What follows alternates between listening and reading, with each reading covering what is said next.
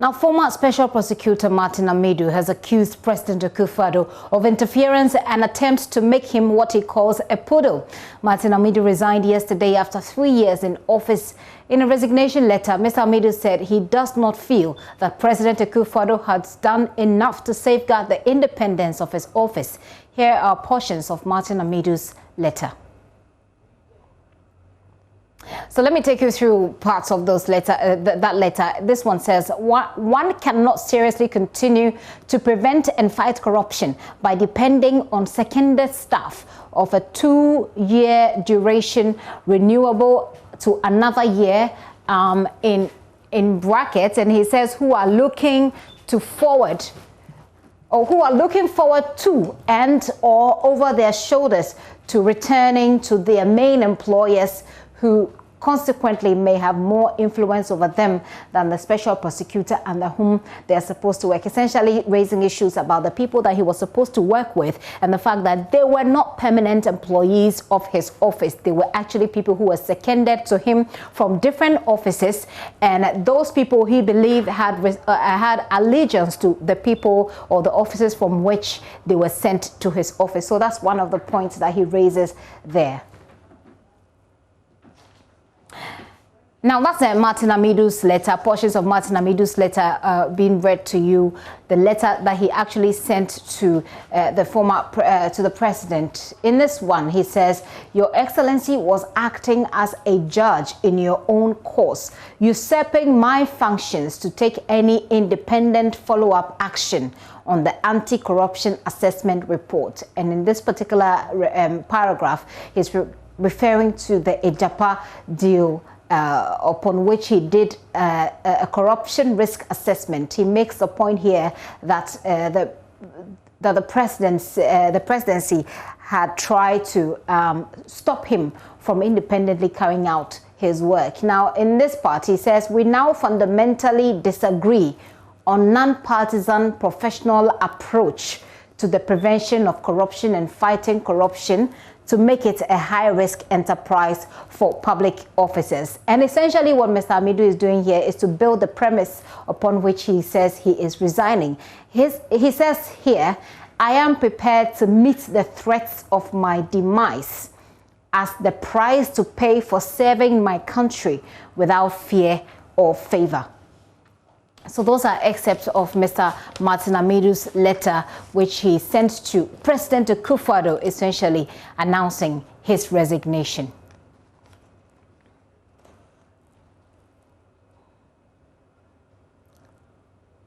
We have a lot of those going around on our social media handles. If you want to take a look at what Mr. Amidu wrote to the president, those are all there for you. Now, I'm going to take you back to February 23, 2018, when President Akufo-Addo swore in Martin Amidu. He promised to give him the independence that he needed to work back then. Take a look. The Ghanaian people expect the office of the special prosecutor to rise to the challenge and to the occasion, and collaborate with other existing law enforcement agencies to fight relentlessly. We expect the special prosecutor to discharge his duties vigorously, with courage, without fear or favor, ill will or malice, in accordance with the rule of law. The establishment of this office is for a high purpose and must not under any circumstances be used as an avenue for persecution or vengeance. The office will be required to do justice to all manner of persons. The overwhelming popular acceptance by the good people of Ghana and the strong consensus approval by Parliament of Mr. Amidu's nomination justify the confidence I repose in him. Indeed, his eloquence and grasp of issues displayed to the public during his recent vetting is further testimony of the soundness of his appointment. I want to assure him that not only will the executive, including the Attorney General, respect scrupulously the independence of his office, but will also provide him with whatever assistance is required to enable him to discharge his high duties effectively in the interest of the Ghanaian people.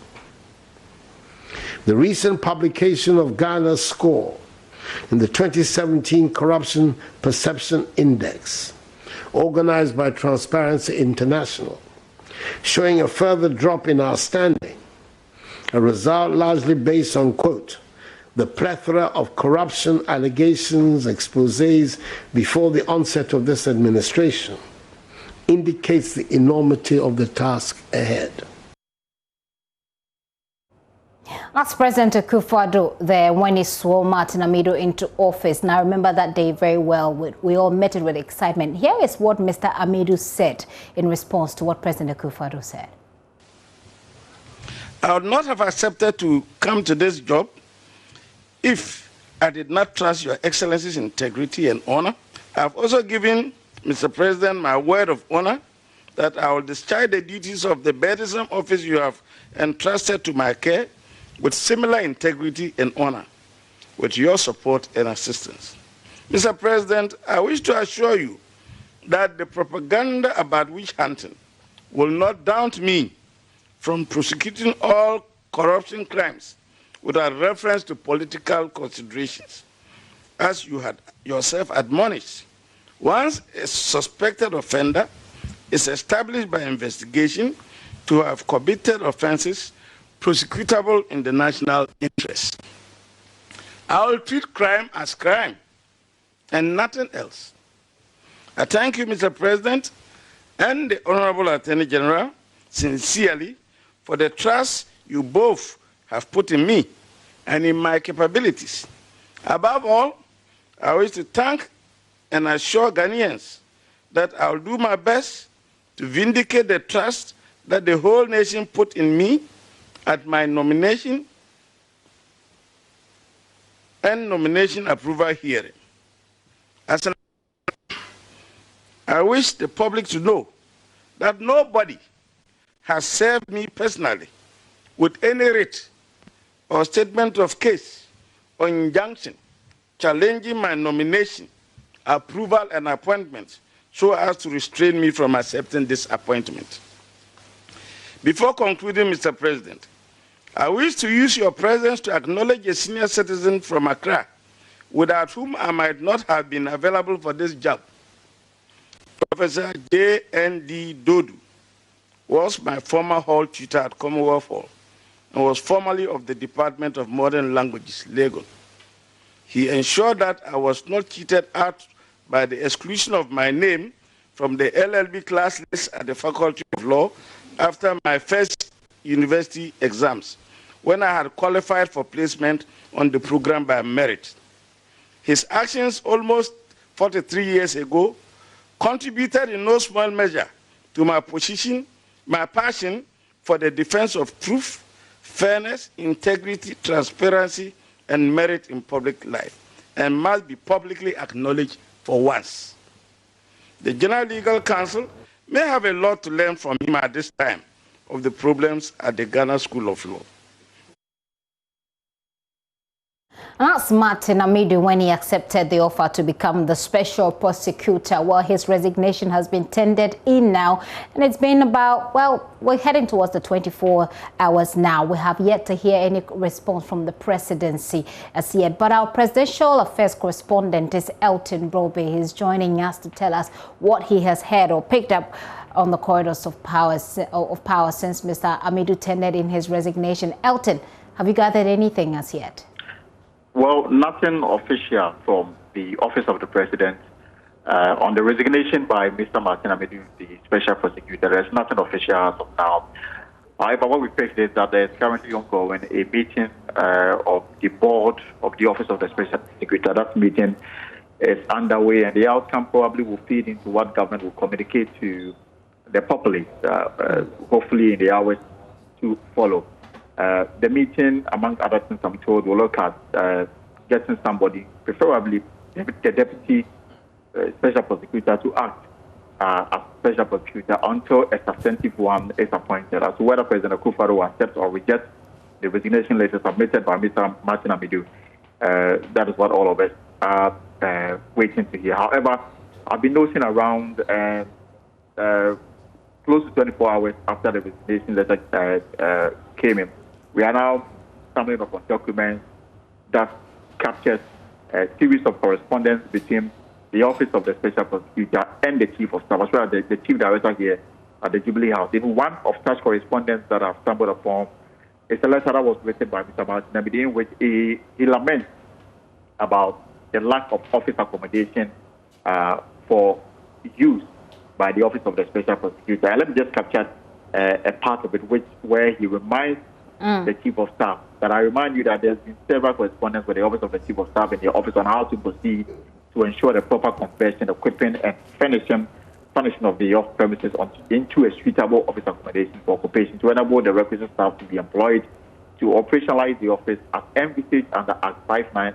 I never heard from you again. Then goes on to say that you also recall that in about March or April 2019, you personally brought a bunch of keys to hand over to me, allegedly for the same building. We are talking about a 9-story building that was originally occupied by the Ket Fund, but was given to the Office of the Prosecutor by government. And Martin Amidu says that I was at pain to explain to you how it was procedurally and technically not feasible for me to just accept keys to a building without any due processes and having taken place.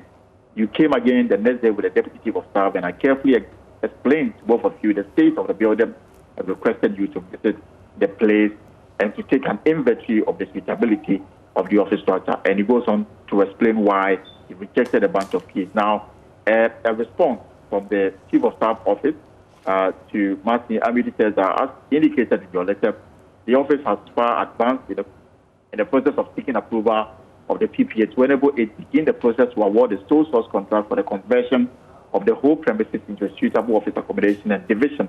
You may have impeded access to prepare it for use. I am handing over the keys to the main entrance of your office building. He says that he finds it surprising that the keys were rejected and that the action was taken without any ill motive.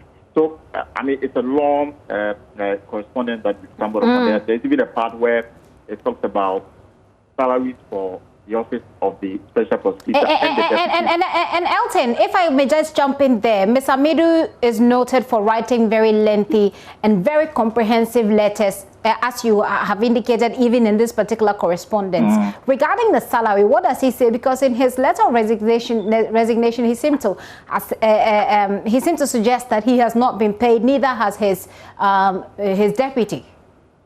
Well, as far as from the correspondence and the memos we have seen, and as to whether this has been carried through, it makes reference to the payment of salary of the Office of the Special Prosecutor from the Office of the President. The issues about the monument may be different from salary, and for that must be worked upon by other parties. But as far as monthly remuneration is concerned, from the letters we have seen, he, Mr. Martin Amidu, and the deputy were fully paid from the Office of the President. But the issue of emoluments are still a matter that are, even as we speak, is still a pending discussion between various parties to look at an agreed monument that may also take into consideration the end of service for the Special Prosecutor and the deputies as well. But as far as salary is concerned, from what we've seen, it was given a monthly salary from the Office of the President. Very well. Before you go, Elton, how soon are we expected to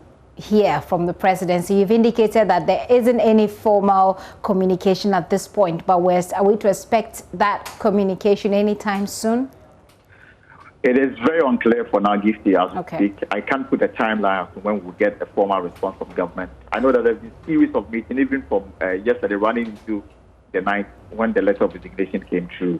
The latest we have, probably that may be stalling the statement from government, is what I can only assumed to be the ongoing board of directors meeting of the Office of the Special Prosecutor to look at the resignation and probably inform government officials that government will take a decision on the way forward. Okay.